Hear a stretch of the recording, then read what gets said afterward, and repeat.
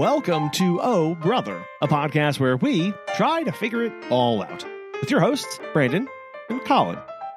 On this week's show, overshell-ish. Ahoy! Ahoy! How goes it? Pretty good. How are you?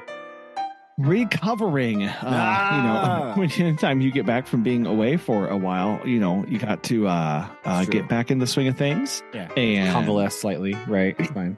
Yeah. It kind of feels like I just stumble out of things.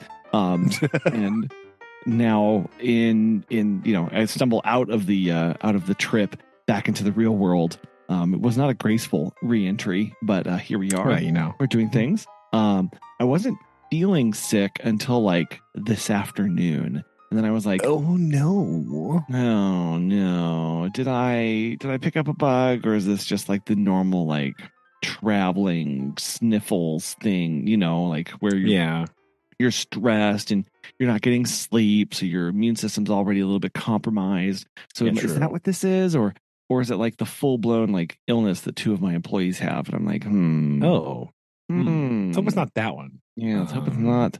I vote not that one, please. So, yeah, that doesn't sound very fun. Let's not do that. Rather not. But so we're back. We survived. We are trying to get the house put back together. And first thing we did was we came back home and we ripped up the sunflowers that had fallen over, and started gardening. So that's where our priorities were. Well, all right. That is a crash landing right back into the real world. Like, yes, gardening. You know what I like to do after a nice vacation? Dig holes in the yard. Let's go. Yeah. I mean, work trip. That's what I'm going to say. Work trip, obviously. Yeah. Work trip. Yes. Not vacation. It's that work trip. It was a little bit of both. It was fine. It was we survived it, it was it was good. I had been hearing one of those things of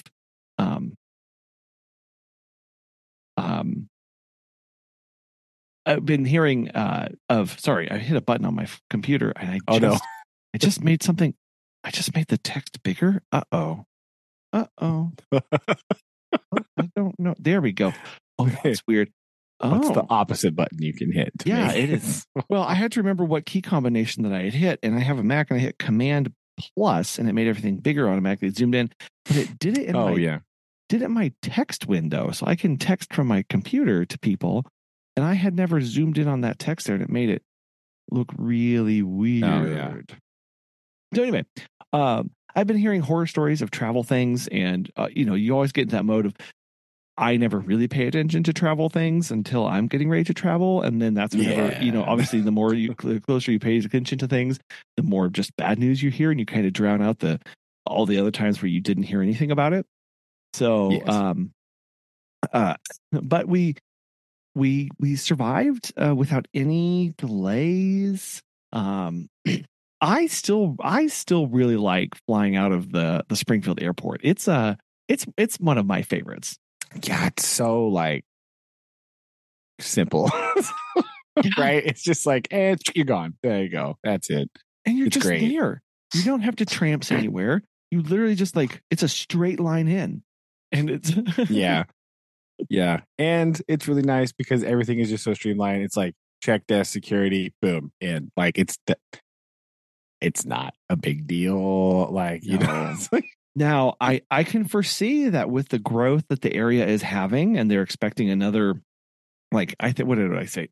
Like they had a 10% year-over-year growth for the industry, for the area. Like, if that happens, like, that industry's that airport's not going to stay small for long. True. It's already in a new terminal, though. They already had to, but that was 8 years ago that they moved. I know, but like what I'm saying is like it's newer than the one that I remember, right? So it's like pretty. Yeah, I don't know how much growth it can handle, but it's definitely not. Yeah, I think definitely more efficient looking than the old one. Like we'll put it that way. Yeah. Like it's definitely. I think what they would just do is they would increase flights to it before actually changing I think you can add maybe a little bit more on the end too, or something. I don't know. Right, you can go straight out and have them go around, but just increasing the number of flights, like, and I know airlines are always just trying to be efficient, anyways. But like, we had 4 flights for this trip. None of them had more than 5 seats open in the entire plane. Yeah, that part is getting worse, right? Yes, like because, well, a myriad of reasons, but like, yeah, it used to be that you would fly on planes and it would be like 12 people on the plane. And that was like fairly common. Yeah. Yeah. I remember, I mean, not that we flew a lot, but I remember flying growing up and like, you can just like change seats in the middle of this because no one's here. Yeah, like that's not really a thing on especially domestic flights, right?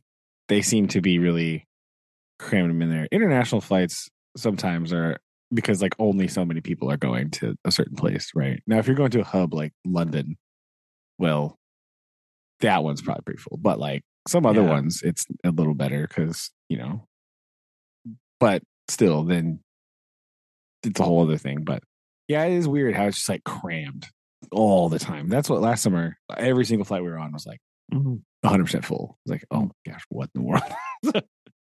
So that's obviously new experience for me to have that, but it wasn't bad. And the whole idea behind us was we were only taking a personal item. We didn't take a personal and a carry-on. We did not take a carry-on. It was one personal item. And I will say that initially I was very stressed because I'm generally stressed about a lot of things in life, but mostly true. Like, are we going to be able to fit everything? Like, how can we pack? I mean, a family of 4 for 5 days in just little tiny backpacks. Yeah. Can we do this? And, you know, the kids are old enough. They don't need very much accoutrements to keep them occupied. They're not, babies that have the diapers and stuff like that. So that super simplifies this a lot. And we pulled it off. And I will say that because we just had a personal item, which is supposed to sit in the seat front, in front of you. It doesn't really matter what group you're in. Just seated, right? Like, I didn't really think through all of this until we were there, and I was like, "Oh man, we're group 6 because I messed up my tickets. Man, we're gonna run out of space." No, because they don't. Oh wait, we don't need any space. They don't fill the seats in front of you with other people's stuff. And so that made it just like, whatever, man, whatever, we'll get on. And matter of fact, I was like, oh, actually being in seat, in group 6 is awesome because I don't have to sit on a stinky plane with a bunch of people either. True. So this is actually nice because I can rove around a little bit more. I can go check out the shops. I can, people watch. So that worked out well. And getting there, we then rented a car. And I had Megan said, I want the most fuel efficient car because I don't want to have to buy gas. And I was like, one better. We just get an electric car. We don't have to worry about gas at all. So what if we do that? So we were supposed to have, this will all be in past tense for a moment. We were supposed to have a Tesla. Because again, we had to drive an hour south, and then we were basically going to park the car and not really use it a whole lot. Because I did have to drive 10 minutes away from our hotel to the conference and then back, but I was only doing that like 3 times. And then other than that, nothing. So it was pretty negligible. Pretty negligible. Well, we get in and I can't get first off, it was very exciting because I popped the frunk, which the kids wanted to put their bags in because it's a frunk and why not? And a frog jumped out. No. And I was like, it is Florida. And yes, being as that is Florida, that's the best option, right? That could have been in there. Of the things. Of the things that could be. That this could have frog is the best, right? And we get it settled in and we get in and I get the car in and I know that what you're supposed to do is you just take the card and you put it in the center console to activate it. And then you just tap the stalk and you go to drive and you pull out, right? There's no start button. That's the one weird thing. There's 0 start button, but it won't let me put it into drive. It just won't. And then all of a sudden it starts flashing. It says passenger restraint system failure, service required. And I go, that doesn't sound good. Oh, here we go. So I took a picture of it and I walked over, and at first the person was like, oh, what's it saying? And they were really confused, and I told them, and then they were like, well, hold on. And they're like, oh, well, no, you can't leave with that. Here, let me see. And they ended up putting us in a Ford Mustang Mach-E. So the electric thing. Okay. Because they were like, well, do you want to stick with electric? And I was like, I honestly don't really care. But sure. As long as I have passenger restraint systems operational, I would like to. I do enjoy my wife. So if we could keep her safe. If we could keep her around, that would be excellent.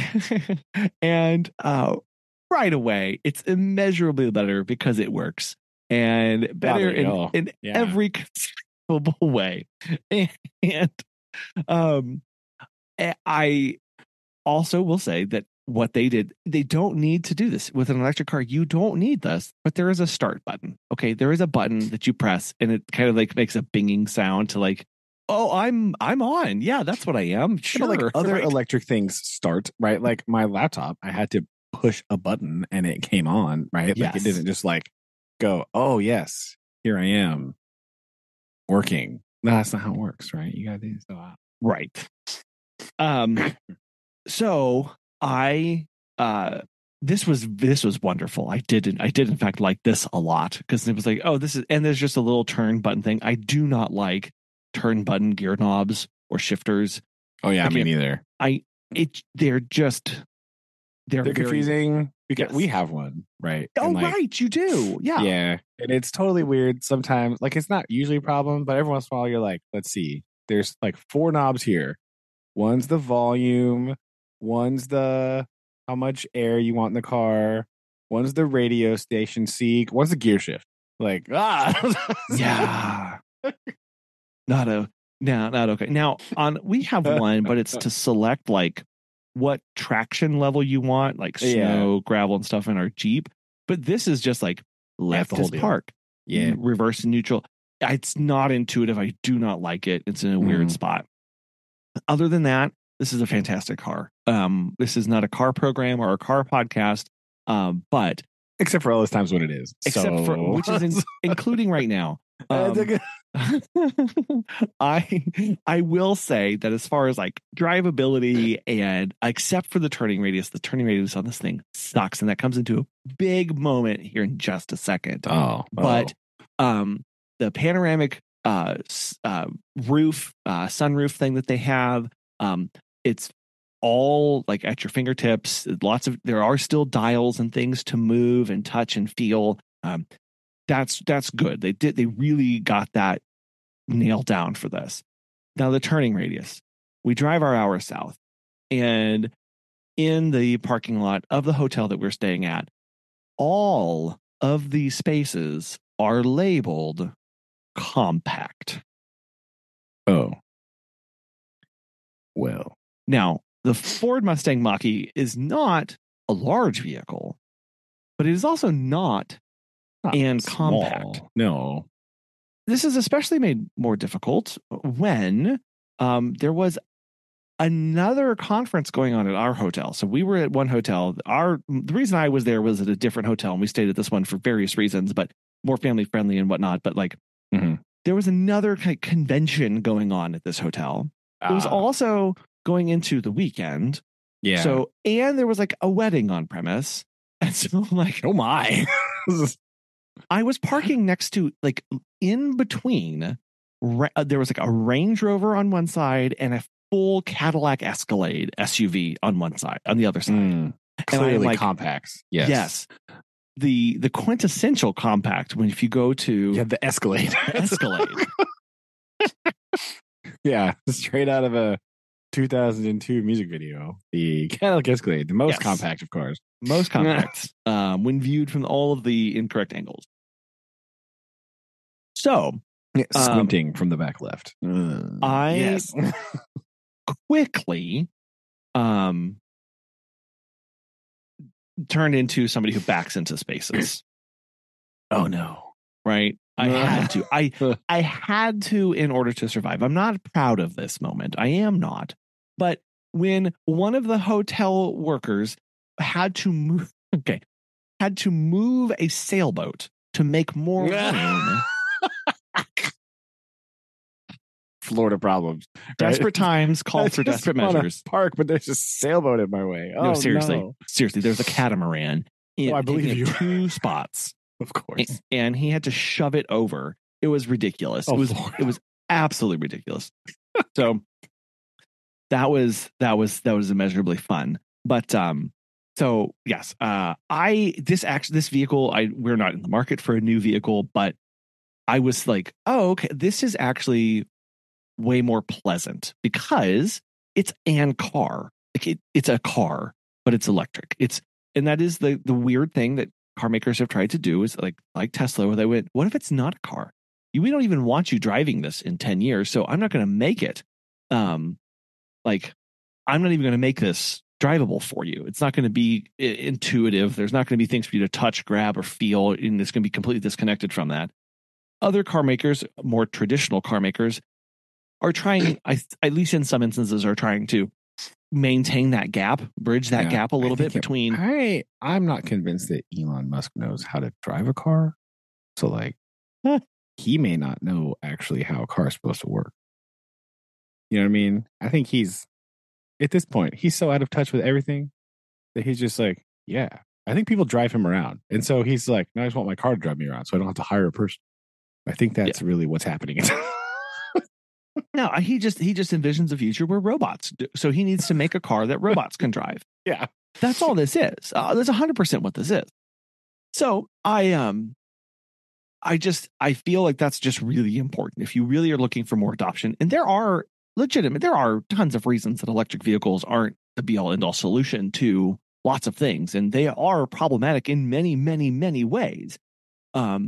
But if you are looking to make them more accessible to people or find more ways for them to fit in, you have to make them more user friendly. You have to make it so that people will actually want to drive these things. Yeah, you have to make it usable, right? Like that's that's very important. Yes, user interface and usability is just like, I don't understand why you would want to take that out of a car. That doesn't make any sense at all. Right. Like what?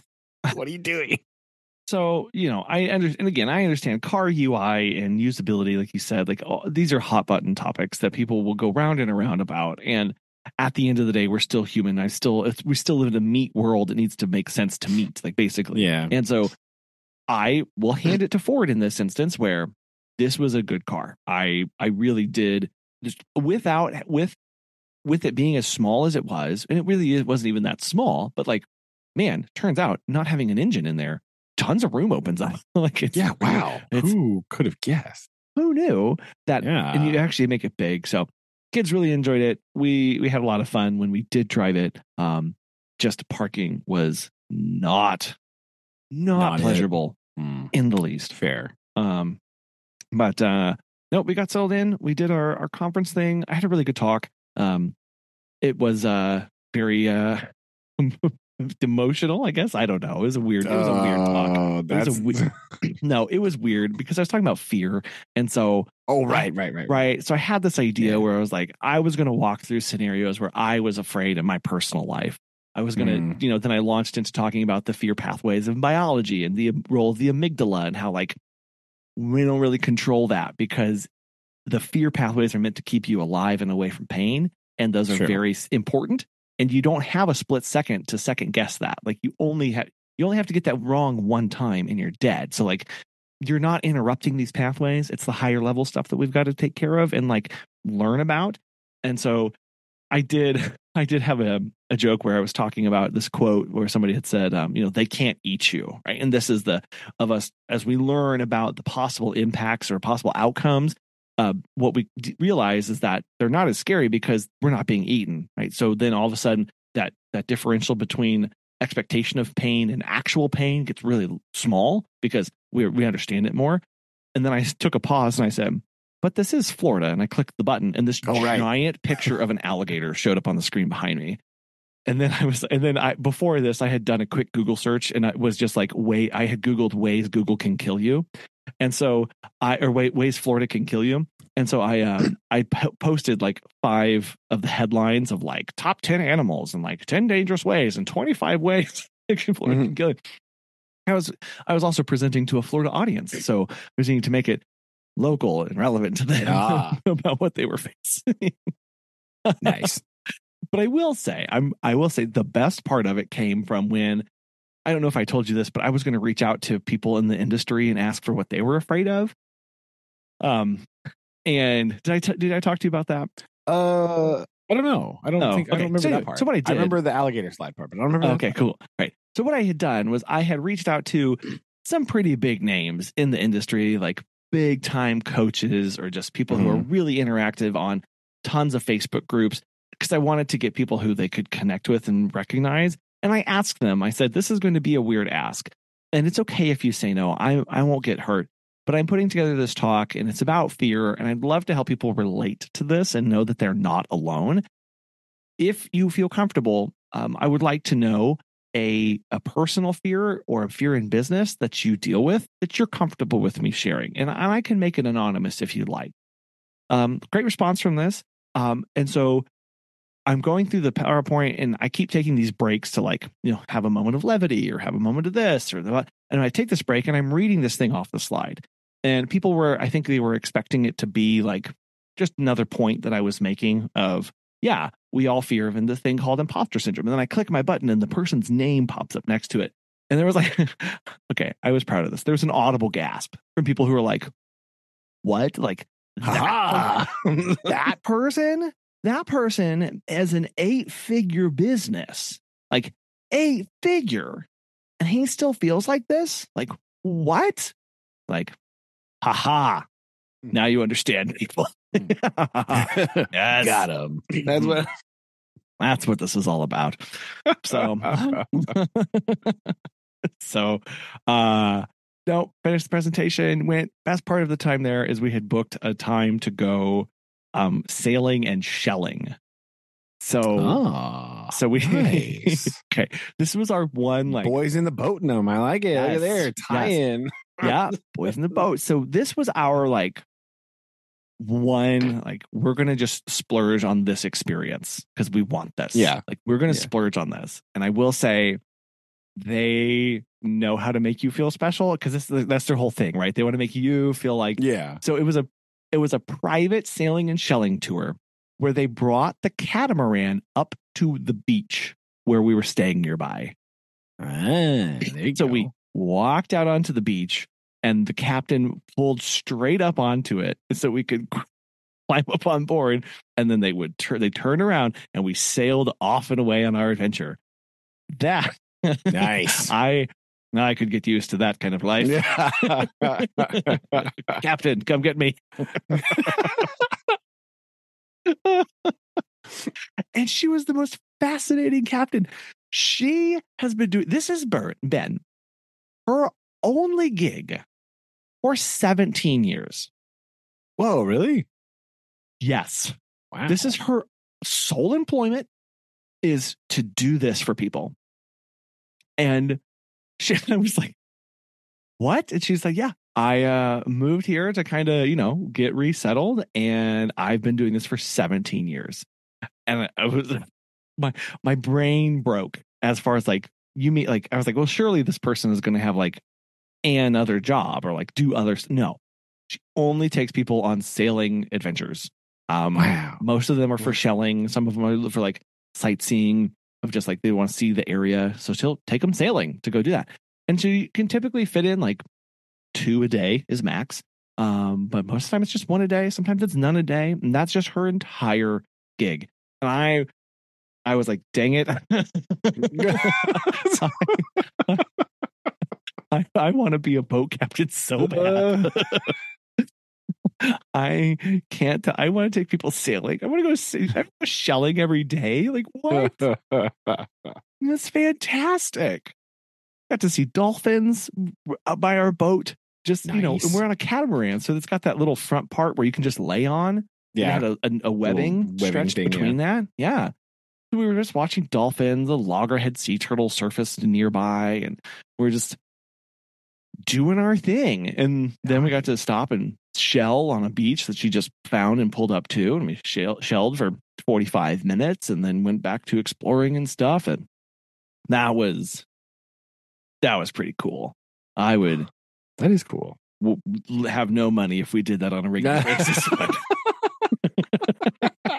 It's very, very nice. So, but then we came back home, and then I panicked because I realized I had been so busy researching on where to pick up the rental car. I hadn't done no research on how to return said rental car, which is very problematic. Very important. So like we've got an hour drive to the airport, and I'm just like, I don't know. Surely, I'm like, but I'm like, okay, I'm not the only person who's ever returned a rental car. I'm sure there'll be at least one sign, and I'll just ask somebody nicely if I really need help. Yeah, fine. So, yeah. Turns out I just need to follow the signs, and then we were fine. They usually have them on when you come into the airport or whatever, or wherever you rented from. There's just like signs for the airports. There's just like a bunch of signs, like, oh, here's Avis, here's other rental car places I can't think of right now. Yeah, like Enterprise or whatever. It's like boop boop boop, and you just here it is. Okay, bye. Right. And because they're an airport, and because they do this, they had an attendant out there that was like waved us through to the pull through line that we stopped and got everything out. He came over and was like, okay, you're good to go. Bye. Have a good day. Right. Like very simple. But of course, in my head, it was like, I didn't spend 11 hours researching this thing. I will immediately fail. Because that's how my brain works. But the biggest struggle was actually beyond just me freaking out about knowing where to park the rental car in a place that does that a million times a day, was actually getting all the seashells packed into our bags, because that would be that's the problem with the only one item, right? If you get stuff, returning is problematic, right? Like potentially, not all the time, but like potentially the return trip, you can have more things than you left with. So yes. So now here's where just like, I'm just gonna stuff your pockets. All right, just don't look in here. It's fine. But because we security had guys gonna be real confused. We're just going to be emptying seashells from our pockets for about 11 minutes. It's fine. Don't worry about it. No, because we had agonized over the essentials of exactly what we were going to take and how they were going to fit and how they were going to pack in order of operations, our bags were not actually crammed full on the way down. But left some space. When all of a sudden I am now faced with packing a large, we had a big plastic to-go container, because we were so we overshell-ish. Are we overshell?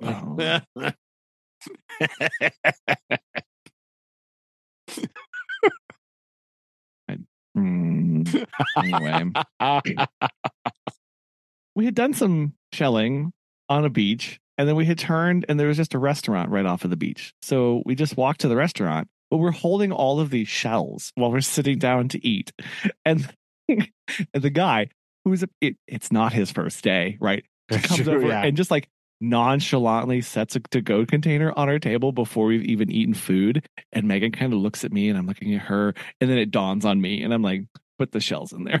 Yeah. He knows what's up. He knows. That's their biggest export out of Florida. They say it's oranges, but we all know.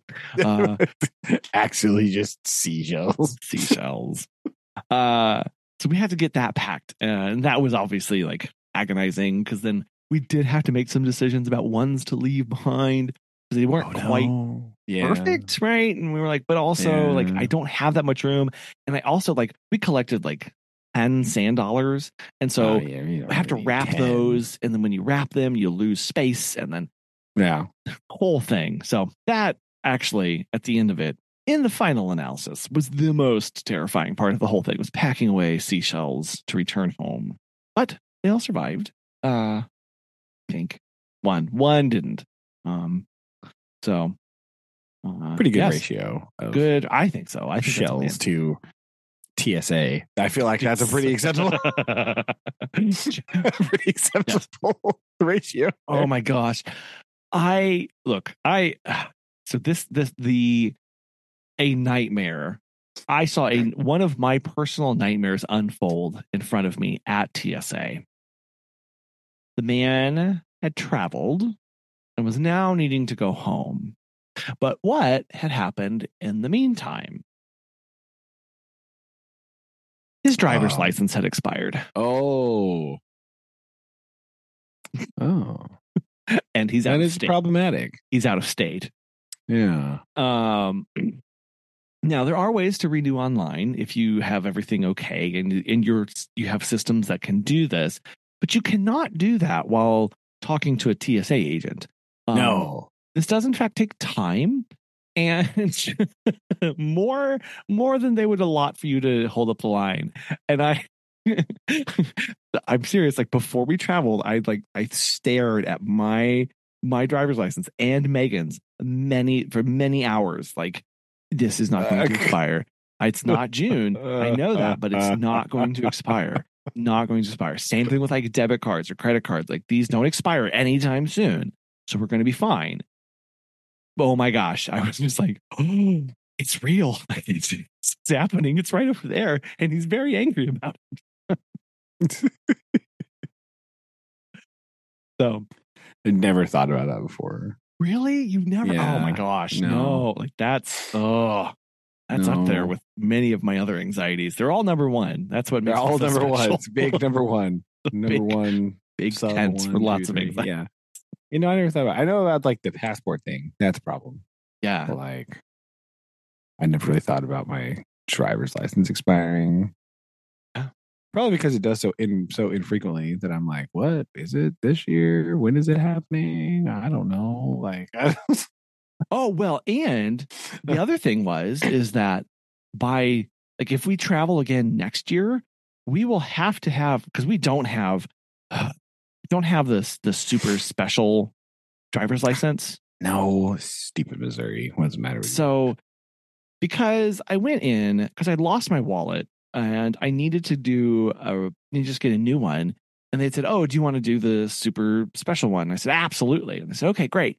We will need like a litany of things. Mail. Like, could you give us a utility bill and that has your name on it and your address?" And I was like, "Oh yeah, well here." And I don't get paper billing. Everything's emailed to me.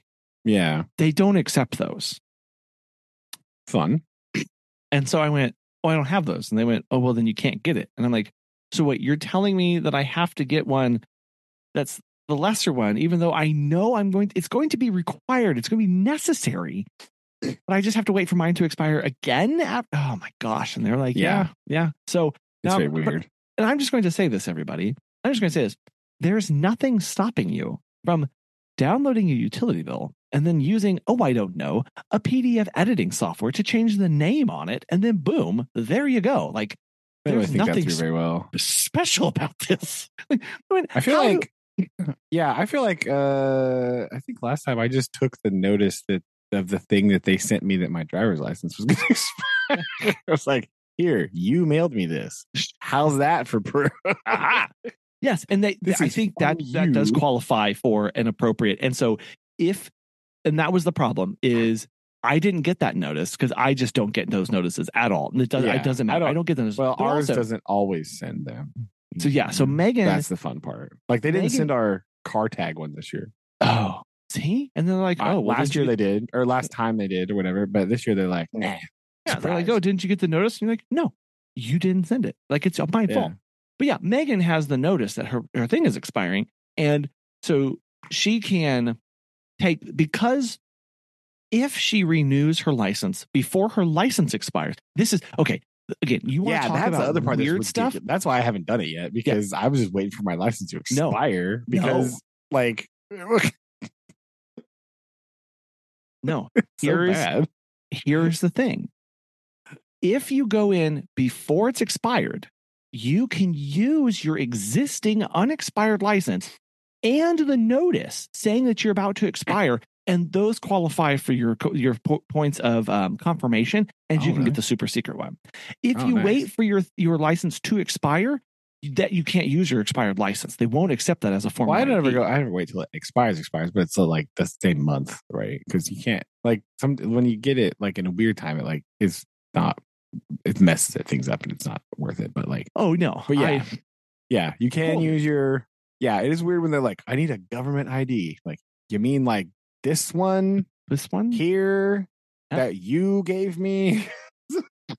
How about them apples? Could we do that? That'd be fun. Oh, it's so bad. It's so dumb. Yeah. This is where, like, I just can't put up with the fear mongering anymore. Right? They're like, oh my gosh, everyone needs like a super special ID. Like, I remember when you just walked in the license office and they just went, here you go, ka-thunk, and they printed it off for you. Like, here you go, bye. Oh yeah, done. Yeah. Right? Like, I don't know what world we live in that like every single person's ID is fake and like no one is doing, like, what are you talking about? What reality do you live in where this level of identification security is like a necessary thing? Like, what mind space are you inhabiting that this is a thing that we need to worry about? Like, what are you talking about? Like, oh my gosh, what is going on? Why are we so hyper focused on your ID? Like, that's the thing that we've just like said, no. Well, this has to be the thing, and you need it for everything. Like, I don't, what? I think it's because I don't know. Again, I'm not an expert in this, but I believe it's because there's this idea, this nostalgia for when your social was the be all end all, right? Like you used to use your social. That used to go on your driver's license. It used to go on your ID at college. Like, it used to go on everything. It was your one thing that you had that you knew, and apparently everybody else did. And it was a little card that you couldn't laminate, alter, or change in any way for your entire life, but also don't lose it or just have it destroyed, because then your entire life is ruined. Yeah. I see people really want something like that, where we can just like, this is the one truth of all things. And it's really stinking annoying. It is really weird, right? Like, I don't understand the obsession. I don't get it. Like, you have to prove who you are. Like, are a lot of people lying about who they are? Like, is this a thing that's happening? Is this real? I don't even know this is real. I don't even think this is real, right? Like, be. I don't. Must be, because, like, yeah. This is really like obsessive thing with like identification, right? And like all this stuff, which is weird because a lot of this comes from the people that are like, the government shouldn't know who you are, and then they're like, but you have to have this ID to function. You're like, you know, you don't make any sense, right? Those two sentences are incongruous. Like, what do you mean? Absolutely. Stop talking.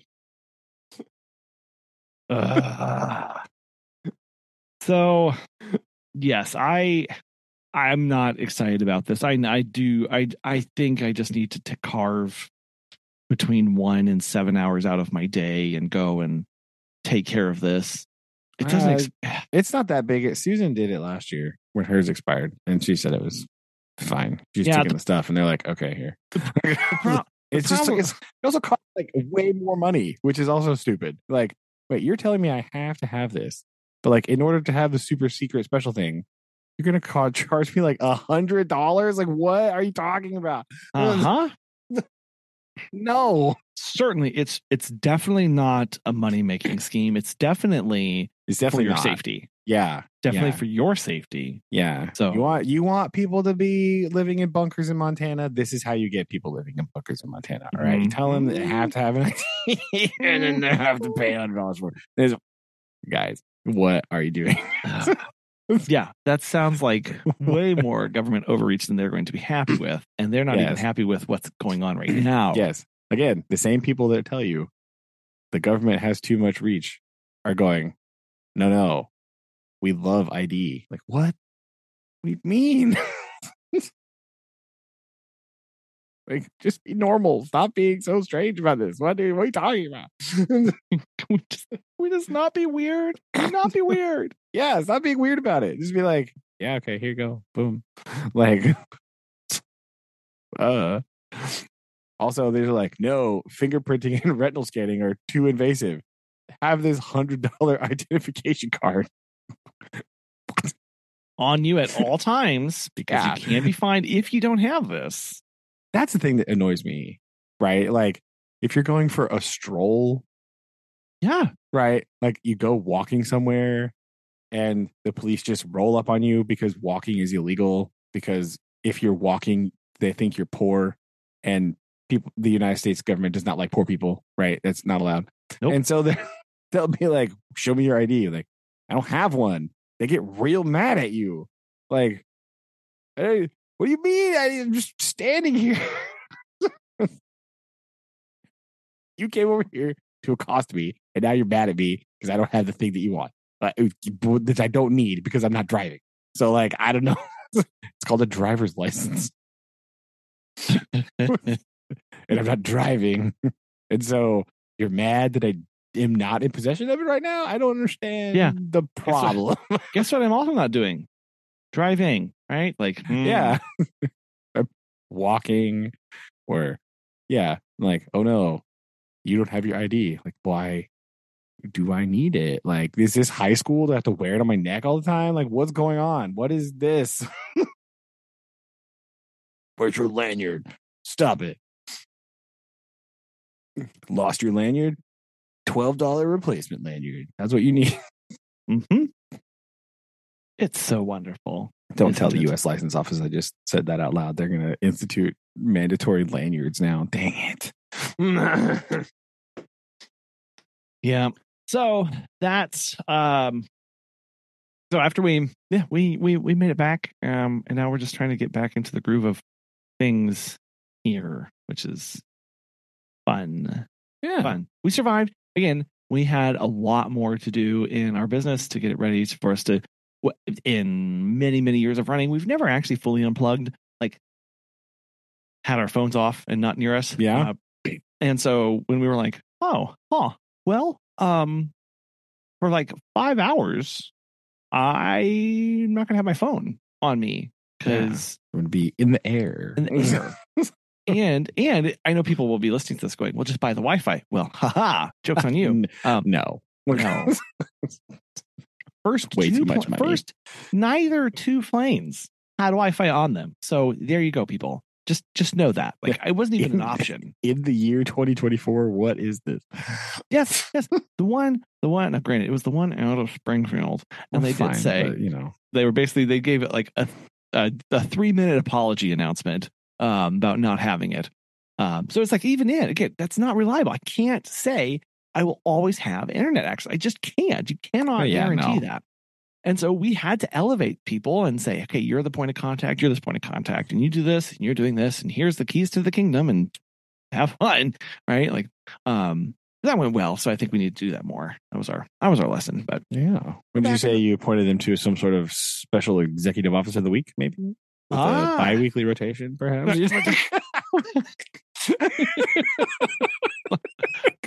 Some may say, right? Right?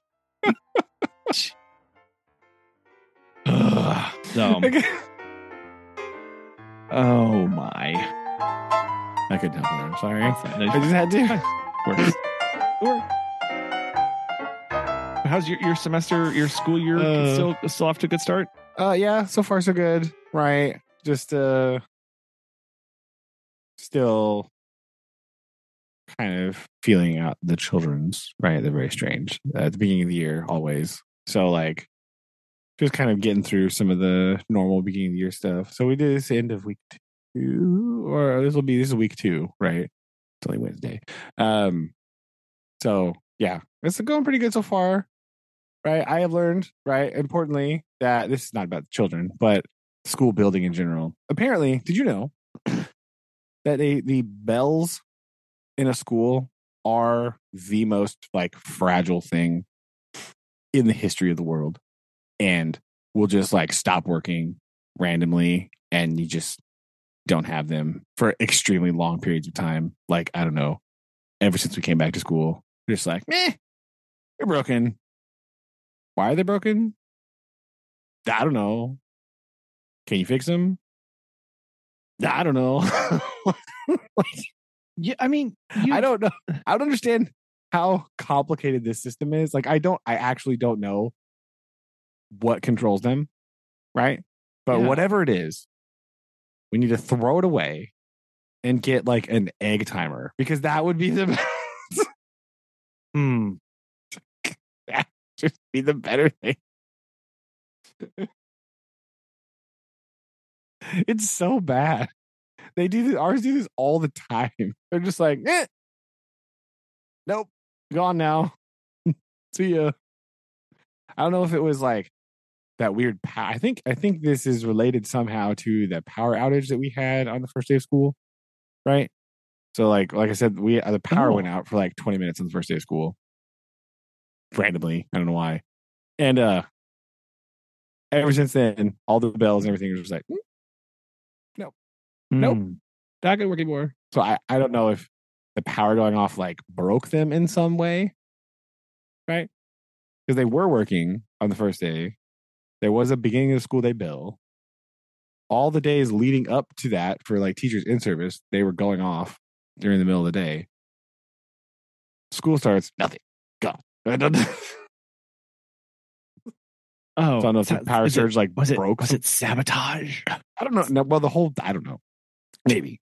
Like, oh no, the bells. Blam. It's the one thing we can. Yeah. Yeah. Turns out you can stop the relentless march of those terrible bells. You just flick the power on. They just can't work anymore. Unplug the wire. Unplug the wire. It's just gonzo. Other than that, mild annoyance, right? Because it's like, oh, it's time for school to start. Is it time for school to end? Yes, now it is. Bye. Like, I just like, it doesn't really matter for us because we only use the bells like 2 or 3 times a day anyway. But it is it's annoying and strange that they're not there still. Like, I'm sorry, my brain is just caught up. You made a Dickens reference there. I did. Yes, I did. You're welcome.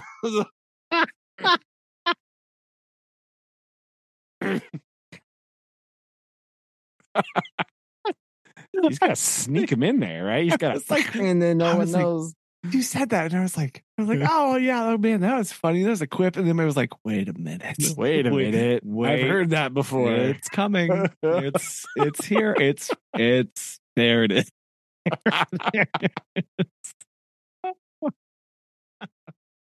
glad you caught it. That's okay. Anyway, are you I'm back on this earth. Okay. Oh. But yeah, other than that, it's pretty good. Just soldiering through the first little unit. Like the first unit of my science, I kind of use. So there's this concept in teaching called like the first 20 days. Ooh. And there's like all these books written about it and stuff and blah, blah, blah. And it's really people overthinking it. But it's like how do you introduce concepts and things in the classroom like that you need for the whole school year, right? Because you can't do it all in like one day, right? Like procedures and things like this, right? So 20 days is too long for me. I can't be bothered with that. So the first like 2 weeks, like my first unit is just like a couple weeks. It's not very long. It's just like a brief little introduction to like science, scientific method, stuff like that. Boom. So it's like I use it as my like quote first 20-day kind of plan, right? So it's like, okay, here's where we're going to take some notes. It's like real short, but it's like we talk about the binder. We talk about where the binder goes. We talk about how to write in the binder. We talk about all this kind of stuff, right? We talk about, class participation. We talk about respectful classrooms. We talk about assignment trays. We talk about how to turn in assignments. We talk about tomorrow, we're going to talk about the Google Classroom stuff. We're going to talk about signing into that. We're going to talk about how to use that. We're going to talk about, we do some experiments. So we can talk about like, experiment procedures and group work expectations and like all these things, right? So it's kind of like my little, this is how the class works lesson. So the secret, we're really actually just teaching about how class works in 6th grade. That's what we're actually teaching. But there's like also science in there too. Yeah. Well, because in order for science to be taught, you have to function in the classroom. Yeah. We all have to be on the same page about this, right? We have to be very clear. Like, these are what we want. This is what's happening. This is how we're going to be successful. Hiya. Right. So tomorrow and Friday, we're doing some just little experiments, right? Nothing like very drastic, but it's about like, again, data sheets, doing the procedure, group work. We get to talk about triple beam balance scale. So that's fun and exciting, right? Everyone loves that. So, because some of these kids have never used a balance scale before. Oh no, what a terrible tragedy. So we're going to use that and do all those things. So that's kind of and then like we're going to do a quiz, but it's like a short first quiz. But again, we talk about the quiz procedure. We do here's the study guide. Here's the review stuff that we do. Here's the quiz. Here's how we do quizzes. These are the quiz expectations. Like all these kind of things, right? Like, so it's all kind of wrapped up in there. And then we just blast onto rocks and do geology forever. And it's good times. But that's kind of the first like beginning of the school thing, right? Like just kind of here's all the stuff and like where are things in the classroom that you'll need. So like, we're doing some project like, oh, here's where the rulers and stuff are. Here they are over here. You can use them. Bam. Like that stuff. Like seating expectations, all these kind of things. When they sit in some of the alternate seats, like, oh, here's what I expect. Here's what you do. Stop sitting on each other, you weirdos. We're doing that. Like off. Yeah. Stop that. Why are you talking so loudly during independent work times? That's weird. Like so stuff like that. So just kind of getting in the groove, getting them in the groove, getting them to know what we're all about here in 6th grade land. Yeah. And doing little science intro stuff. So, which is kind of basic level, like science, like it's just like scientific method and like little stuff like that. So the quiz is basically like, hey, which one's the independent variable? Like, I don't like, what's a science? How do you ask a science question? The hardest thing in actual science, because you have to measure something. So we talked about that today, like making that leap from normal question asking is like, why doesn't that work? To what's making it not work, right? Now we're sciencing because we can measure something with air, right? Does this, does this need this to happen? Ooh, I can test that. Ooh, yeah, let's go. Like, now we're cooking. Yeah. Now we're going. So, yeah, it's going pretty good. Just kind of moving, doing stuff. They're a lot quieter than last. They're a lot less shouty than last year. So my ears aren't bleeding at the end of the day. That's handy.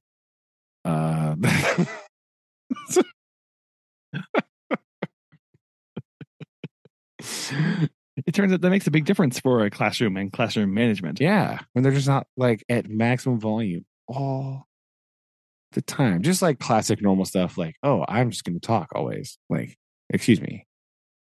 No.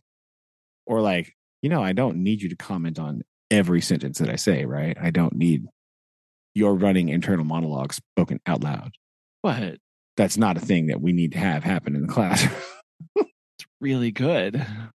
It's not though. I'm really funny. It's just like the same two comments over and over again. It's not funny. No one's laughing at you. Be quiet.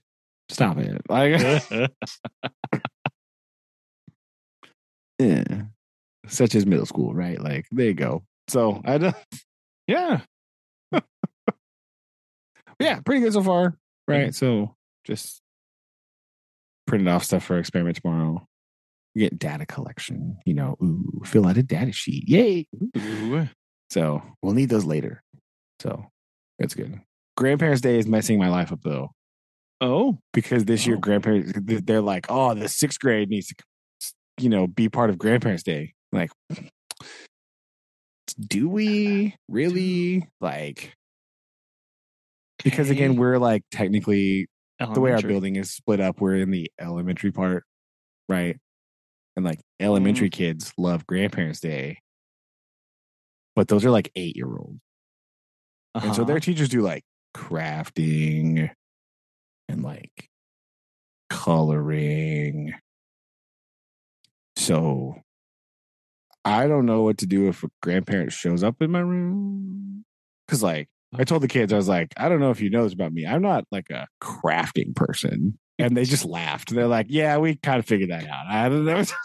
Give them a rock. Yeah. It's like, the problem is they want to do grandparents next Friday. Next Friday was going to be quiz day. Oh, right. And so I can't have grandparents on a quiz day. That won't work. That's not fun. It won't work properly. So unfortunately, I think I'm gonna have to do one of my experiments after the quiz. Right. Oh. So if grandparents come, be like, hey, look at this data log, Grandma. Isn't this cool? Look at my hypothesis. Yeah. You could show something off. Yeah, absolutely. Yeah, I think that's what we do. Okay. Because I have nothing else to do. And I don't want to like. You could. I can't do like cutesy things. That's illegal. So. No, you could have data that turns out to be graphed in the form of a flower, and then you could give them that. Yeah. I may graph the data.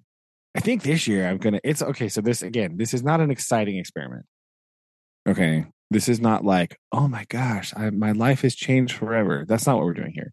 This is how to run an experiment, identifying variables, and data collection. Yeah. Okay. So the experiment is how fast do Skittles dissolve in water? Okay. Right. And how does water temperature affect the dissolving rate? That's the goal here.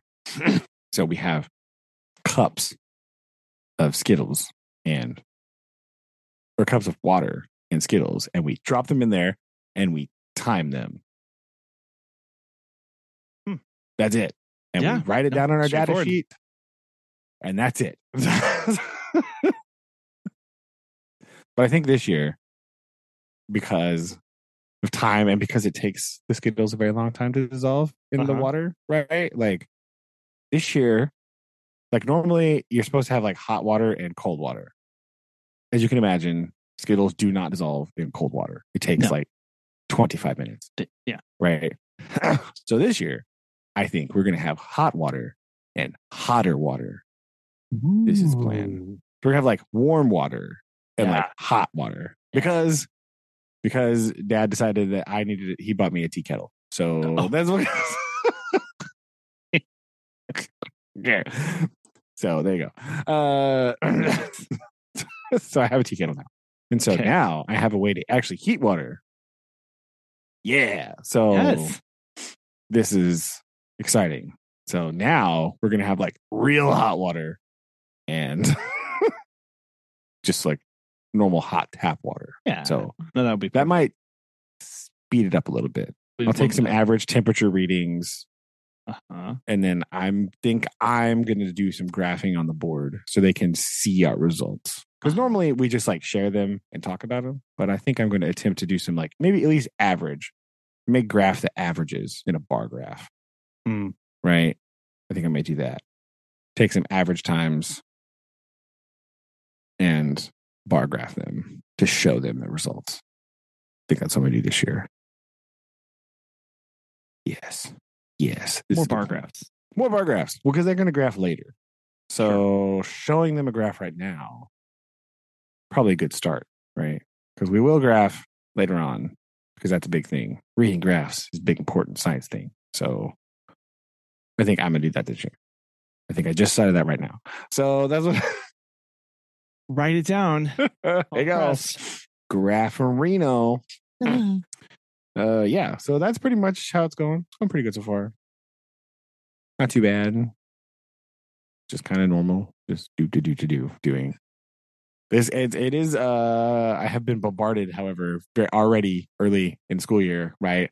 I forget how early in the school year all the clubs are like, oh yeah, by the way, do you remember that we sell things? Like, oh no, no, oh no. It's like second week of school. They're just like, and bam, can I interest you in buying things from the FFA? Like, ooh, I really don't want to buy overpriced things from the FFA, but I don't really want any of this, but okay. I don't really need a box of beef jerky in my life. It's really not something I want, but maybe there's something else in here that's useful. I don't know. We keep digging. Yeah, that is I always forget about that. I forget about how quickly that stuff starts. Yeah. And there's like, hey, remember selling things? Like, I did not remember that. Dang it. Why? Unfortunately. What? Yeah. No. I was hoping you forgot about that.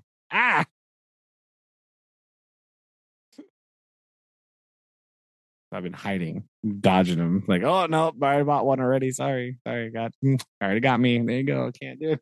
Oh, yep. Already full up on my beef jerky. Thank you. Yeah. So that's it. Hiding from sales and doing science experiment. Well, I'm sure worse things have happened. So yes. Oh man.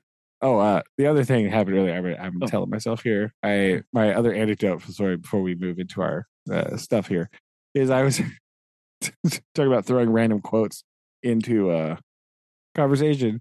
I don't even remember what we were talking about. We're sitting on the couch eating dinner, right?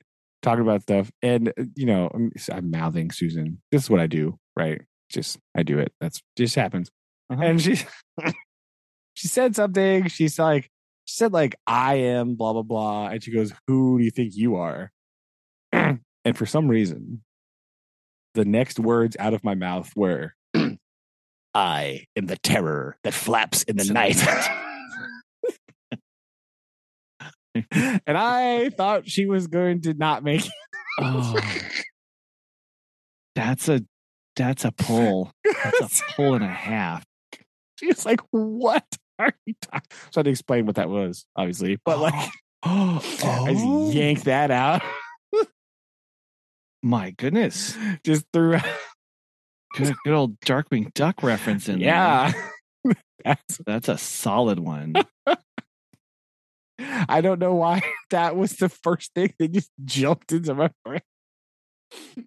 That's from the deep recesses there. But yeah. You know what's crazy about Darkwing Duck? It was only on for a year. Do you know that? It's so good. I know. It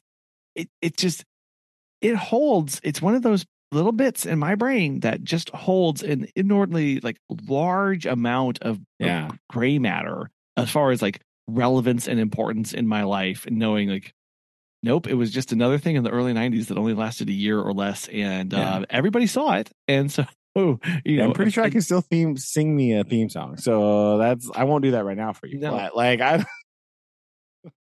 I know. No. Yeah, it wasn't on that long. They played it. They played all the reruns a lot. Sure, but it wasn't a long running series. Which is weird. That happened a lot of times. These very pivotal, monumental things that I love are there's 27 episodes. That's it. That's all there is. You're what? What do you mean? How did that happen? Yeah. Why did I latch on to this? What's going on? Yeah. What does that say about me if I think this is really important and really, really pivotal to who I am as an individual? Just timing, I guess, right? it's all it is. But still, it is weird. Good pull on that. Good. But yeah, I thought she was going to fall right off the couch. I did. I mean, she would have been warranted. Given the lack of context, or no, just pulling that out on someone with no context whatsoever is kind of rude. But I just get.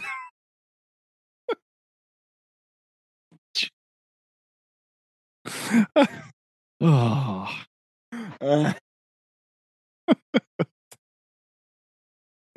That's there you go.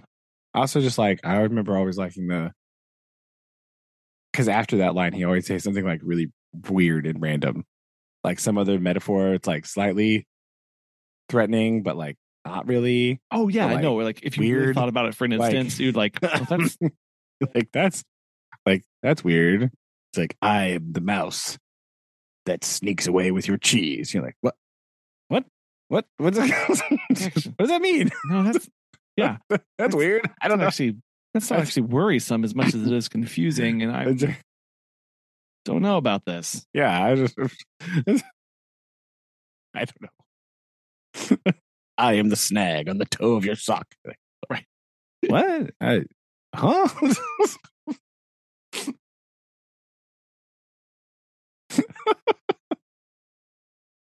Catchphrases from Darkwing Duck. There you go. Right. Yeah, there's some doozies in there. Like, oh well, yeah. Let's get serious. Another one. Oh my God, let's get dangerous. Let's get dangerous. Oh, he said apparently a lot of things. Yeah, he said let's get dangerous was the big one. Yeah, let's get He's apparently in the and then he would he'd play on them all the time. There was always some sort of like play on the theme. It was very clever. It was a very clever show. It was very, very cleverly written. Oh yeah. I am the terror that flaps the night. I'm the jailer that throws away that key. I am. Yeah. Anyway. Yeah. I'm the switch that derails your train. Yeah, I see. Like, what? No, and the fact that you pulled the "I'm a mouse that eats your cheese," like that's a real one. Like that's a real one, people. Like, oh, is it? Yes, it is. Yes, I am the little mouse that eats your cheese. There you go. That's. I am the combination lock on the vaults of justice. Oh, that's good. These are actually really oh, that's a good one. I am the icky bug that crawls up your trouser leg. I don't need an appointment. Okay, so some of these are kind of weird. Anyway, this is includes. Oh, and of course, there's a Darkwing Duck fandom. So there's of course. Why would there not? There better be. Be disappointed if there wasn't. Come on, man. Yeah, there's a whole section dedicated to just catchphrases. Yeah, there we go. Okay. So witty. So good. Oh my gosh, I completely forgot about Bushroot.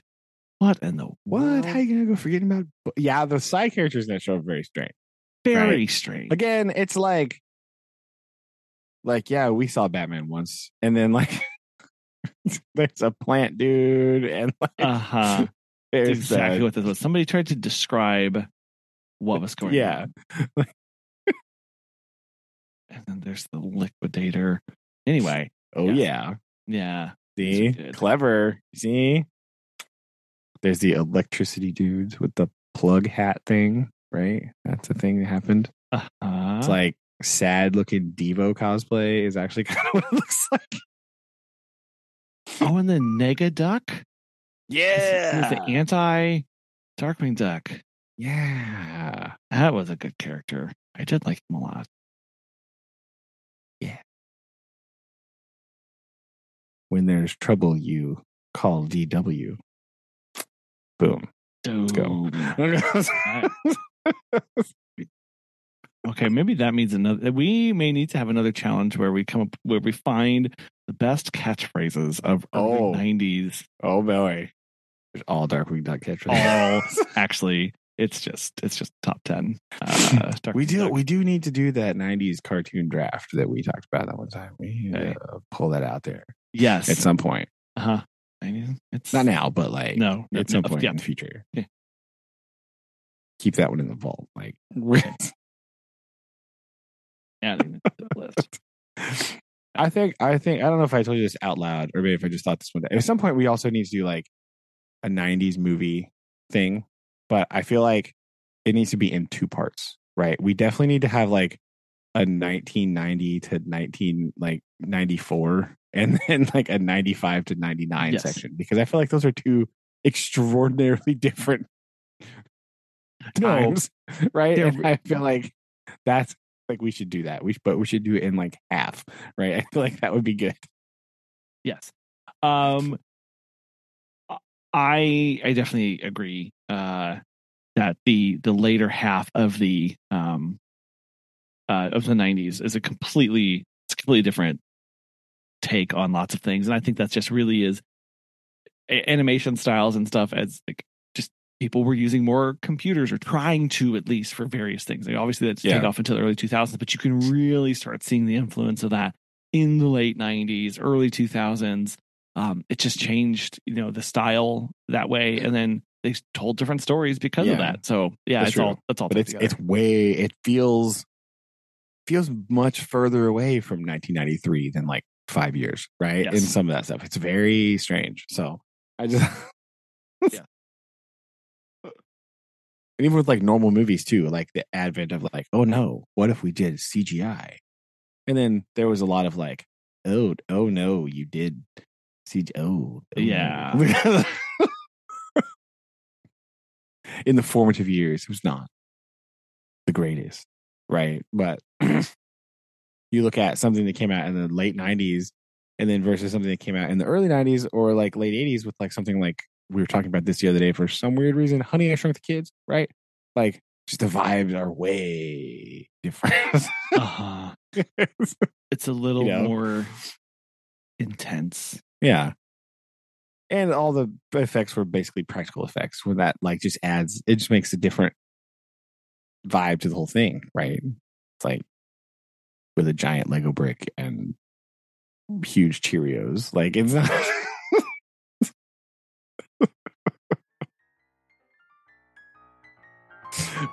So I have to put that on the list of things to do later. Gotcha. Indeed. Yes. Gotcha. Okay.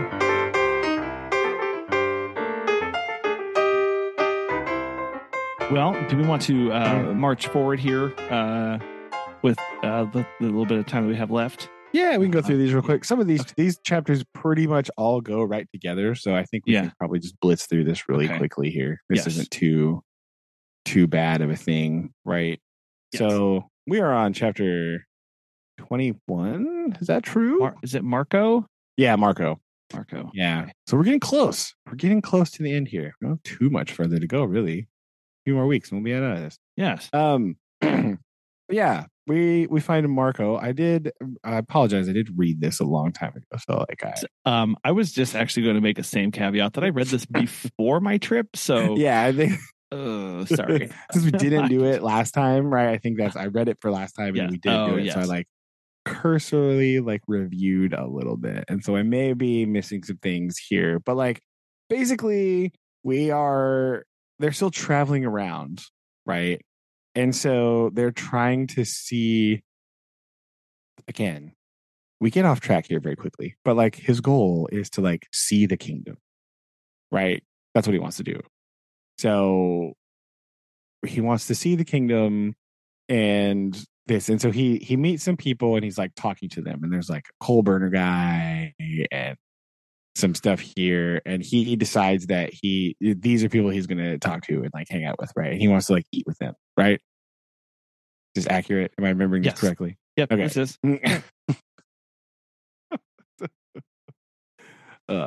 So this whole part here is just sort of him like kind of seeing what's going on and like saying that he like yes I will, we're gonna do this, and he's like introducing himself to these people and like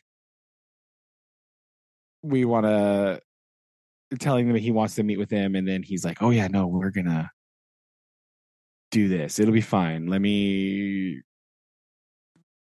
I will, I know, I understand. Like his big thing here is like he like, this is where it already gets confusing, right? Because he's like, we're gonna meet the common people and we want to see what the kingdom's really about. And then he's like, oh no, I understand the financial strain that inviting all of these people to your house is going to put on you. So I'll pay for it. Don't worry about it. Everything's fine. Yeah. Well, because before this, there was quite the discussion. I think this is where they were talking the discussion about like basically the wage gap between the North and the South, and how this was of great like concern Yes. about that and like why that was. And yeah, and he does do some talking about like he relates it to like the North and South of the United States, like post-war, right, with like the Confederate dollar and all this stuff, right? Yep. This is not the only economic lecture we're going to get in these chapters, by the way. Nope. This is the setting the stage. Yes. Right? Like, ooh, here it comes. Yeah, he's talking about that, and he's talking about like valuations of property stuff. And then I think that's one of the reasons he brings it up later. He's like, no, don't worry, I'll pay for everything. It's fine, because he realized it because like he met all these people, and he's like, I'm gonna invite. Like, he kind of feels slightly bad that he invited himself and at least two other people to Marco's house. Yes. Good old Right? Marco. Yep. Yeah, it's like him and the king, and then like two other random dudes. He's like, yeah, Marco, we're gonna come eat at your house. And Marco's like, what? Hold on. And so he's like, oh yeah, don't worry, I don't want to put you out. I know that it's gonna be a big thing, but don't worry. He's a farmer. Yeah, farmer, and I work for him, so don't worry, everything's fine. We'll pay the expenses so that we just want to enjoy time together. Right. That's basically this whole chapter. It's like we've introduced to Marco and these other people, and we're gonna go see what happens next. That's kind of this, though. This is just like a setup for the next chapters. Right? Yep. It really was. It really was. So it's not like super exciting, except for like they like see. Is this the chapter where they're like there's like kids like pretending to like hang somebody in the woods? That's like, was that the mob of kids? I think that's what started off this. You're like, what in the world? Now hold on. What the heck are you doing? Like, where did this come from? Right? Like, yeah, that's in there. So it's like, okay, what? But yeah. So anyway, that's what happens here. And then in the next chapter, now we get like some about like he's really showing off about how much stuff he bought to be sent to Marco's house. Yeah. It doesn't really vibe with the first chapter where he's like, oh yes, we're inconspicuous, just common men traveling about. And he orders just like an obscene amount of things from this like grocer thing or whatever. Like, yeah, it starts off by saying, well, when that cargo arrived, I had my hands full to keep the Marcos from fainting. Yeah, because he's like, don't worry, it's fine, everything's fine. And then he just like orders, like he like plays it off like it's not a big deal, and he just buys there's actually a list of things here, right? Yeah. Did you have the list in your book? I did. He said that he had bought a lot of quote unquote extras for the future comfort of the family. So he's also trying to anyway. Yeah, so goes on. All of the things that there's like 2 pounds salt, 8 dozen pints beer, 3 bushels wheat, 2 pounds fish, 3 hens, 1 goose, 3 dozen eggs, 1 roast beef, 1 roast mutton, 1 ham, 1 suckling pig, 2 crockery sets, 2 men's suits and underwear, 1 stuffed and 1 linsey woolsey gown, 8 wood and goblets, various table furnitures, 1 table, 8 stools, 2 milliner guns, which is something of his own invention, obviously. This is just like the most insane thing of all time. Yeah, he's like, oh yeah, I bought him some clothes, and they didn't have a table, so I bought him a table, and I didn't think they had enough like crockery, so I got him some cups and stuff, right? I just bought him like table service, right? And it's just like, it's a lot going on here. It's just a lot. Like, you can see how it would be very overwhelming, especially when somebody has had no prior connection to that lifestyle. Like if you don't have, like he goes on like about the clothes and stuff that he's purchased them. It's like, yeah, if you didn't have these kind of clothes, it would be very off-putting to have that.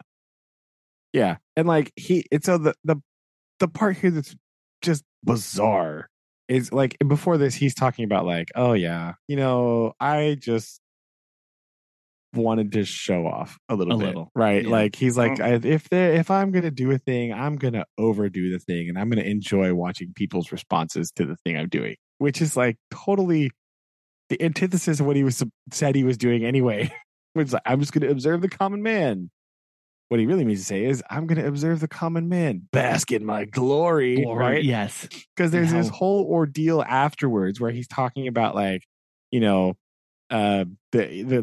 person who's like bringing him his bill is like stuttering because it's such a vast sum, and he's like, "Yeah, just give me the total, it's fine." And they tell him that it's what is it?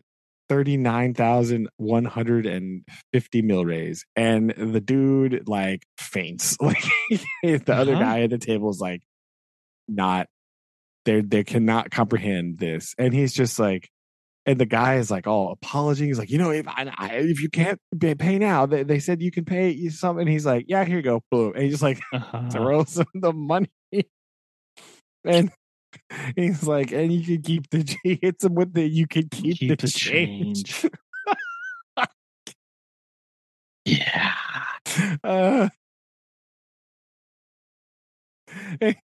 He's just like reveling in how in awe they are of him to be able to do that. And it's like, it's so ridiculous. His attitude here is just like the weirdest thing ever.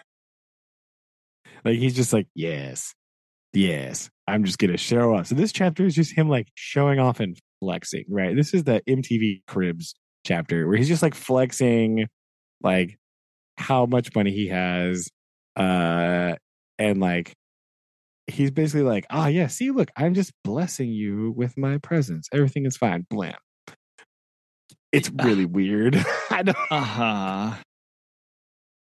like yeah. And again, I just think it's really weird because this is like not what he said he wanted to do, and like he was here to observe the common man and the needs of the kingdom and how people live their life, and he can't help himself but just like and it is very interesting. I just kind of remember refreshing my mind on this of him. Yeah, he's talking to think that just the chapter before he is talking about wage gaps and fairness and what that means to people, and how he's now, what's also very interesting to this whole thing is, what device have they used to make the king unaware of what's going on? He's sleeping a lot. Yeah. He's just so he's tired of dreaming about invading Gaul, Gaul, as one does. Yes, absolutely, as one does. But just how you're right. This seems exceptionally antithetical to everything that we've been doing up to this point. How he's been angry that he's been found out along the way, that he couldn't even hide in a cave because there was a telephone repeater there from his own setting up, and how for some reason now he decides to drop all of this on this one family, right? Like I don't know where this came from for him, like as a character. Like it seems really, it's just, it is weird. Like, especially because it is sandwiched between, like you said, last time we're talking about the previous chapter in Marco, we're talking about like income inequality and like wage earning in different regions, like not being the same based on like economic circumstances in those regions. We hit this chapter where he's like, yeah, bro, I just spent 40,000 milliner on random stuff for a picnic. And then the next chapter is more about economics again. It's like, what? What are you doing? What is this? Yeah. Well, the only thing I can think of, right? Because in this chapter, I'm trying to like, did he? But he didn't, because Dowley's. I'm trying to. My brain is trying to function here. Dowley. Right. It's called Dowley's humiliation. Did I remember correctly? Did he but he did all this before he got connected with Dowley and like in their talk about being self-made men and that kind of stuff. So maybe he just played it up extra to I think dunk so. on him. That's the only thing that I can think of is maybe he wouldn't have made such a big flashy show of it had he not been confronted or had the ire of Dowley against him to try and one up him. But that might be true, right? He just like it, that could be where it comes out of. But it's just very weird. It seems but again, he admitted he does way overplay and play his hand on these things. So that's true. He does. Yeah, he does. One time he's like, maybe I did go a bit overblown here. That whoopsie daisy. Like, yeah, I just couldn't help myself. Oh, you know how it is. You just get all excited. He's also talking at some point about like the currency and like in the previous chapter, he's talking about like the his banking system and the minting of the new currency and how it stands up to the old currency, but he pays for this stuff in like the old currency. So it's like he's basically saying it's not worth anything because it doesn't have the backing and the valuation of the banking system. And like it's this whole big metaphor about like central banks and all stuff. So I was like, basically, this is very much tied into the like late 1800s, like gold versus silver standard money backing situation that was happening while he's writing this, right? Like this is where this is coming from in like Mark Twain's brain, right? It is talking about the post-Civil War economy and the valuation of the US dollar and what is going to be backing the currency, right? Because that's the big debate in Gilded Age America is gold standard versus silver standard, right?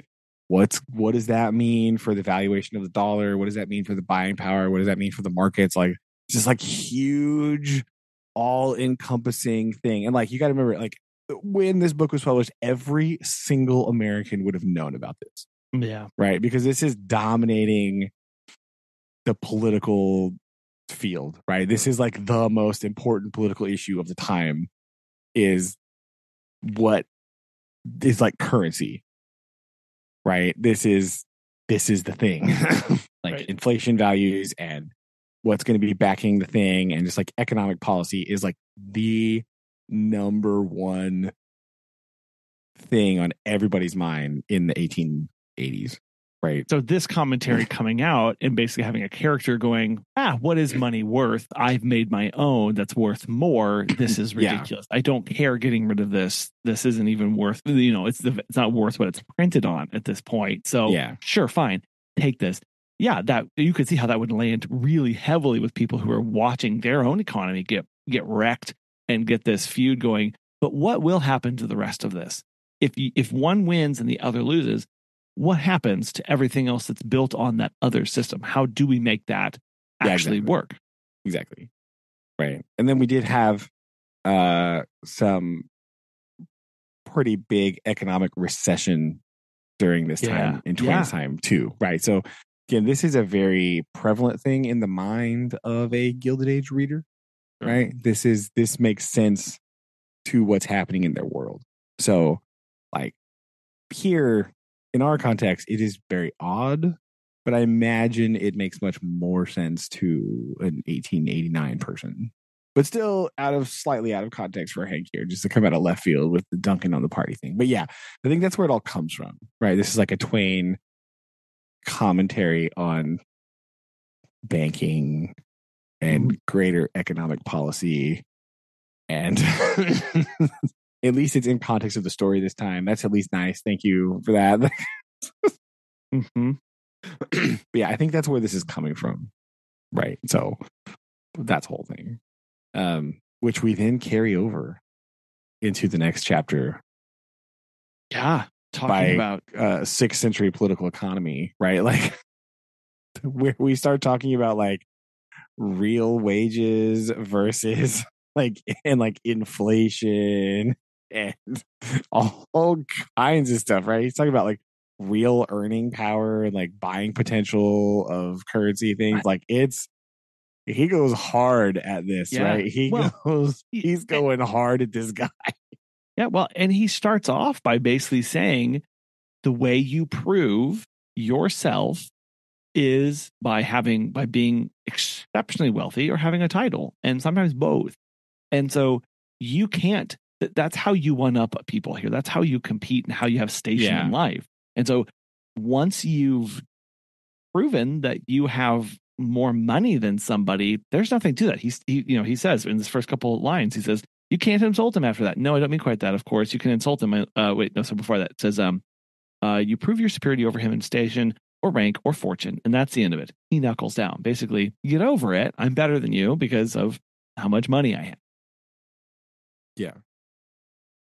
And so then that leads us into our buying power situation where he's talking about because they're arguing about like which kingdom is better off economically, I guess, right?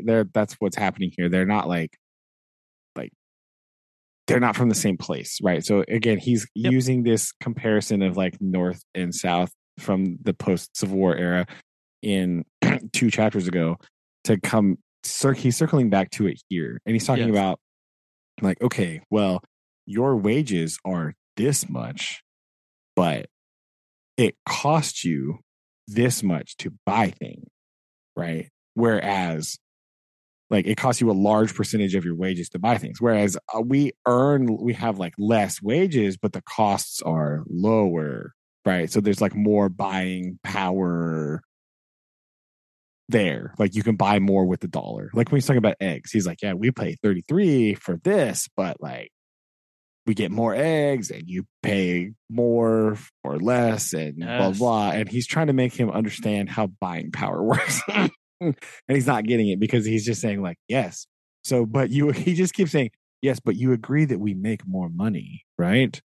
Boom. But he's not taking into valuation. Like he can't understand that the cost of production is higher. And so he can buy less for his dollar than Hank can in his kingdom, right?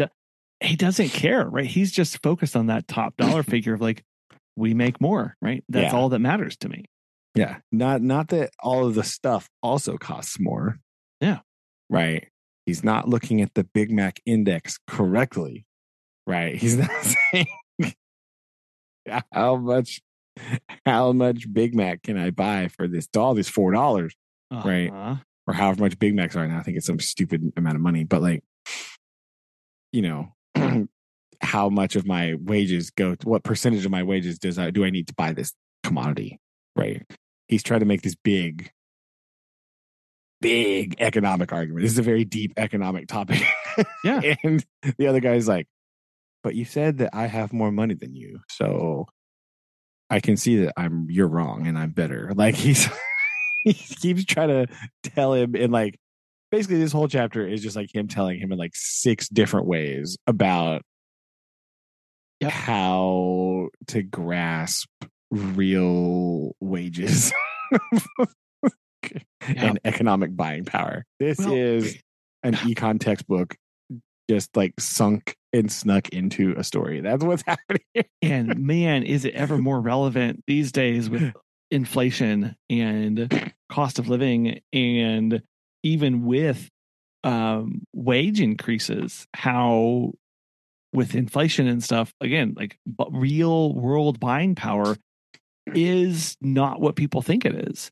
Or they don't feel that. And because, well, that's, and I attended that economic outlook thing, and they were like, yeah, wage to spending is still, there's a huge gap, because while yes, people's wages have risen, and sure, that's great, so too has the cost of everything. So spending for households has also gone up. So the real world buying power of that is not of the dollar negligible, right? Or if not less. Yeah, exactly. And yeah, it is very like this is very relevant in 2024. Like when you think about, I saw a chart the other day, right? People talking about inflation it's like below 3% now for the first time, which is good, right? It's slowing down. But if you look at inflation rates since like 2019, it's like astronomical, right? The chart is like bananas. It's like something like 20% or something like that, like since like 2019 or 2020, right? Because of various economic things and the lack of growth potential in a saturated market, right? So the problem, again, I said this a long time ago, okay? Economic people, right? I don't know why you're not listening to me. Clearly, I'm an expert here because I was right. I'm putting this on record. I was correct in saying what's going to happen when people start talking about increasing wages, right? They're going to say, yes, we're going to increase wages. So all of these companies are going to look at their boardroom and they're going to say, now our profit margin, let's say, was 10. I'm just arbitrarily using a number, right? Profit margin is 10. If all stays the same, right? If we change nothing, our profit margin will now be 7. To shareholders and business executive people, this is unacceptable because this is a profit margin number going down, which is like they cannot fathom this. This is not possible, right? So what they did originally was artificially inflate everything and moved up all the prices and all the everything else so that the ceiling is now higher. So the profit margin remains 10. Yeah. Right. Could they have lived and been perfectly fine with their profit margin at 7? Yes. Yep. Would it affect anything at all? No. Would it affect their product? Would it affect their customers? No. It only affected the people in the boardroom and the shareholders of the company. Right. And they saw that it worked and nobody said anything. And they were like, 11. Right. A lot of companies now are in this place where the growth is not there. Right. The way that it works, right?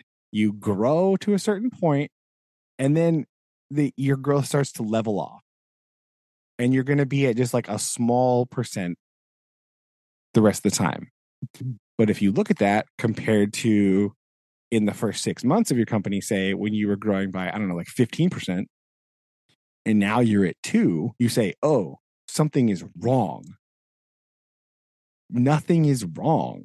Right? This is the natural arc because now you're in a competitive market and the slice is among all these people and you cannot grow anymore, right? You hit a cap and then you start leveling off. This is just how it works, right? This is how it works. This is why a long time ago, not even that long ago, people were talking about like China's economic growth forecast, right?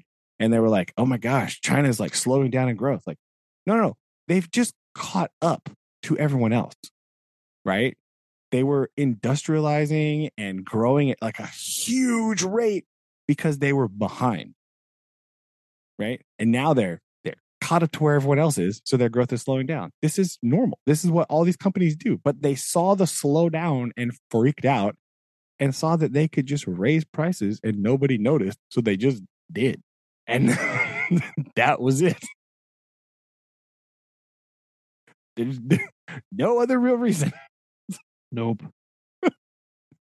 So yeah, there was a small period of like there was the whole supply chain thing. There was the ships getting stuck in the Suez Canal thing, right? There was a global catastrophe for a minute, but then after that, prices should have rebounded down.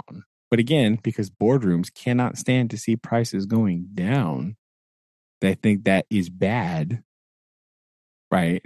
They're just like, nah, we're just going to artificially keep them up. The same people that say governments putting price caps on things is socialism and bad also just artificially kept the prices up, which is the same thing, just backwards. So I don't know. You're still fudging the numbers, right? So like this is what's going on here. So yeah, that's what we're dealing with here. And Hank is trying to explain some of this very deep economic stuff to a 6th century man who just heard but I have more money than you, so I'm better than you. Uh-huh. And could not comprehend that Hank's dollar could buy more than his dollar. Because he had more dollars. Or I got more dollars. But I had more dollars. Yes. So who cares? Sorry, that's a bit of a long-winded econ rant. I apologize for that. But it is important. I think, again, as people fully understand, it's not just about the macroeconomics. This is microeconomic stuff. This is impacting people's families' budgets, and the people do cry for, and there is this need and desire to have higher living wages, higher wages for people. Like it is a necessity in many places. People are chronically underpaid.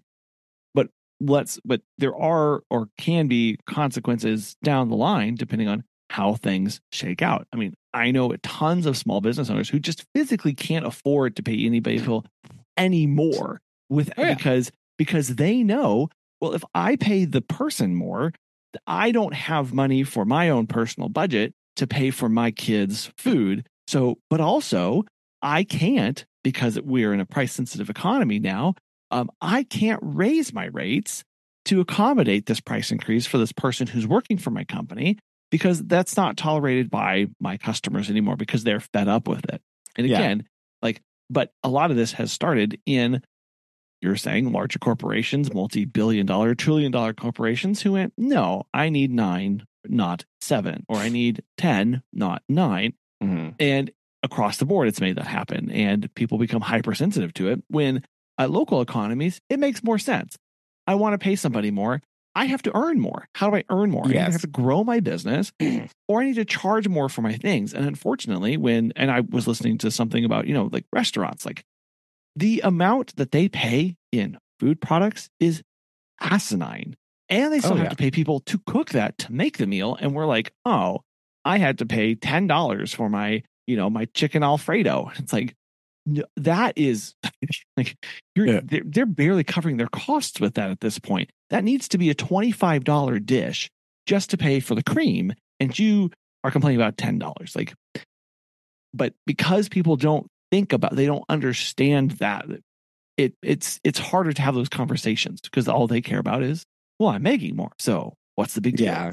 Yeah, and I think that's a really important thing that government regulatory bodies need to consider, right? I feel like one size fits all legislation as far as like wage earning is not acceptable, because you're right, in the food service industry, right? Like, it'll be there has to be some nuance here, because yes, I think personally that the wages and the earning potential that we need to be worried about is like McDonald's, right? We don't need to be worried about like Bob's restaurant, right? That's not important. The problem is we can't say that McDonald's has to pay X amount of money to their employees, because now the workforce is going to be driven there. Yep. Instead of Bob's, and you're going to still put Bob's out of business because the labor force is going to see that and go, well, they make more than over here, right? But that's because they can afford to pay more, right? So you have to say, you have to put some sort of regulation increase in incentive for McDonald's to just pay their people more naturally because they have more money, right? If you're a multi-billion-dollar corporation, pay your employees, bro. Like, this is not a difficult thing. Like, this is not a hard thing for me to comprehend, but like, yeah, like if you are making that much money, like you need to be paying the people that made you that money in some way, shape, or form, right? Not just being like, well, the government says I only have to pay this, so that's what you get, loser. Sorry. So that yeah, you're right. The regulation has to take into account small business and other things. Otherwise, you're just gonna kill off the smaller businesses faster, right? Because yes, do people need to make more money? Yeah, probably. But also, the other way to think about this too is because we might end up like the other guy in this book and just like, I have more money, but I don't have any buying power with the money, right? My money doesn't go very far because I have $10, but all the things I need to buy are all cost $7. Right? The valuation is backwards. Right? So there has to be some mechanism to bring down the costs of the raw material and the raw goods so that the wages will just naturally buy more stuff. The problem is the economy really doesn't like it when prices of things go down. Right? People freak out. And again, because the economy is made up and it's not actually real, when prices go down, all those fools on the stock market just go, oh, sell all the stuff. And that's bad. Right? That doesn't go good. Panic selling is a bad time for everyone. So there needs to be some like sensible pricing control measures. I know that sounds like socialism, but it's not. It's fine. Don't worry about it. To drive down the costs of the raw materials so that then everything else can like level off. Right. Well, and he gets to a little bit here at the end where they start talking about price fixing for wages too, where he touches on that. He says, the magistrate fixes a mechanic's wage at 1 cent a day. For instance, the law says that if any master shall venture, even under utmost presence of business, to pay anything over that cent for a single day, he shall be both fined and pilloried for it.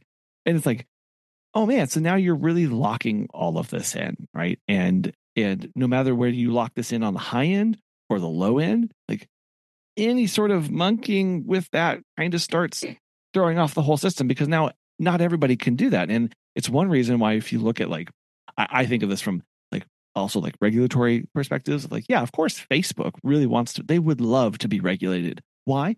Because they're $1 trillion company and they can pay lawyers. They hope that they get regulated to within an inch of their life so that nobody else can come and supplant them from their position of power. Yeah, true. Of course they want that. Any major business is like, they try and cut off the rungs of the ladder as they climb up them to keep others from climbing up. And same thing can happen with wages. $1 trillion companies can easily say they can be on, they are on the biggest bandwagons for, yes, $25 an hour. Why don't we just go $80 an hour? Can we please do that? Because they know no smaller company, no small business can pay that for their workers, because they don't have the scale to do that. And that cuts them out of the market entirely as well. Yeah. Yeah. So I think like one way that you can drive down, you have to drive down the cost at the bottom, right? Of like the raw material goods of the food's product, right? In order to make the prices go down and be able to pay these people. And then that money can go further because the goods cost less, right? One possible real solution. I'm not saying the only solution, right? One possible real solution is actually, so all these companies that have like billions and billions of dollars, you actually have to just tax the bejesus out of them, right? And they need to be paying a lot more tax. And then that tax money has to go back into like government subsidies to help subsidize the cost of raw goods, to bring the cost down and to be able to pay the people that are producing the first line of stuff, right? Like farmers, right? Mm-hmm. Now the farmers are getting paid, and the cost of them to farm and do things goes down too, because they're getting paid subsidy prices from the thing, right? But that subsidy price has to come from taxes on like somebody that's making like, if you're making like $97 billion and you're like, oh no, I have to pay some tax. I'm not sad for you. I just want you to know that. Like, I don't care. I'm sorry. So that you have to be able to feed the money back into the system some way. Otherwise, it just all goes up and then just stays up there and doesn't do anything for the economy, right? It looks good on a graph, but like, it's not doing anything. The money's not being used to go back and build into the economy. You have to use it, and it has to be doing stuff for the economy to function. You can't just like have it somewhere, because it doesn't do any good at all, right? Just stuck, and you can't buy anything with it. So, because it's in a stock or something, I don't know. But yeah, anyway, Sorry, Hank got me all sidetracked with the economic policy here. I don't know what's going on. Well, he sucker punches Dowley here by basically throwing it in his face that Dowley had confessed to paying more than a particular price. Yes, in this, and things get real quiet real fast. And it's kind of left awkward with Mr. Hank sitting over here going, I think I overdid that a little bit. Yeah, he did. That wasn't good. I really basically he's going, ooh, I threw that in his face too hard. Yeah, little too much. I really hit it. Yeah, he says I hit him too hard. Oh no. Yes. Basically, he's just, anyway, he said, well, you're breaking the law, and that's not what you're supposed. Like you've been fighting for all this. You've been fighting for these protections this whole time, and you yourself have just admitted to living outside that and not abiding by those. So anyway, want a drink? Yeah. Like, oh, anyway, yeah, and we leave them in quite the quandary, and yes. I haven't read the next chapters, but I haven't either. So I did page over to see the next title, and yeah, we'll see what it doesn't bode well for. Nope. Like things definitely the chapter title suggests things take a big turn just out of nowhere. Just like there we go. I mean, not necessarily out of nowhere. We did just have a lot of big, huge spending spree, and then like some accusations against somebody. So anyway, I'm very interested to see what happens here, and see what the next chapters bring. That's for sure. Yes. So yes. Right. So in closing, right? If I can figure out what I did with my screenshot of the Mark Twain quote of the week. Right. Then we got a bit serious there with economic policy discussion. Right. So I didn't plan this. I had this one picked out already. But here's your Mark Twain quote of the week. Okay. Right. The human race has one really effective weapon, and that is laughter. Oh, there you go. Speaking of levity, right? Speaking of bringing it back, right? Yeah. Well, unless depending on how that laughter is. Well, true. I think it means I think we're talking about mirth and joviality. Let's hope. I don't think we're like mockingly laughing at people. Okay. But it's all right. I wrote that as Brandon's quote, and that's actually Mark Twain's quote. It's Mark Twain's quote. I am quoting Mark Twain. Okay. I did not come up with that. That's not me. Fine, sure. Okay. I do have a haiku though. A haiku? A haiku. I know. Who saw that one coming? So a bit of a haiku inspired by the greatest Olympic movie of all time. A new door opens. Demons surface from the past. Peace in unity. I like it. Is that not the plot of Cool Runnings or what? Look at that. Exactly the plot of Cool Runnings.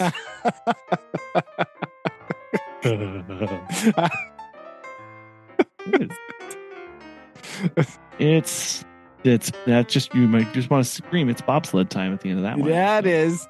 It's good. I like it. It's bobsled time is only 4 syllables and could not fit into my haiku anywhere. And so I had well, that would have been too on the nose. I had to go like really like esoteric with it because every other sentence I kept coming up with had 4 or 6 syllables. It was like, oh my goodness, what?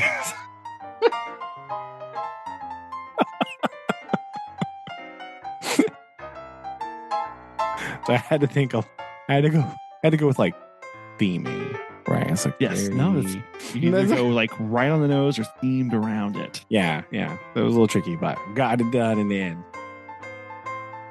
Hey, I like it. Very good. Well, we'll stop there. And all right. I just checked the time and I was like, oh, well, that took a minute. Yeah, I just noticed that too. I was like, oh, my bad. Whoops. I know you're fine. You're fine. I figured we just get through those chapters like real quick. I'm like, oh no. I had no idea. I wasn't even paying attention. I was like, what time is it? We're about to wrap up with, oh my gosh. Whoopsie daisy. Yeah, all right. Well, enjoy the long episode, drivers out there. Hope you and we'll try again next week. Oh, yes. Love you. Love you too. Bye. Bye.